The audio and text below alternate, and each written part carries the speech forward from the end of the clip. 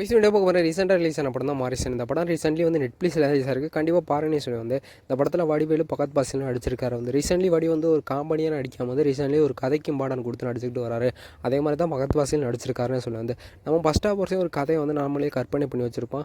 அதெல்லாம் உடச்சு செகண்ட் ஹாஃபில் தான் பெரிய ட்விஸ்ட்டாக வைக்கிறாருன்னு சொல்லுவேன் டேரக்டர். இந்த படத்தோட கதைன்னு பார்த்தீங்கன்னா வந்து பகத் பாசில் பார்த்தீங்கன்னா வந்து ஒரு ஜெயிலேருந்து ரிலீஸ் ஆகி வந்து சின்ன சின்ன திருட்டெல்லாம் பண்ணிக்கிருக்காரு.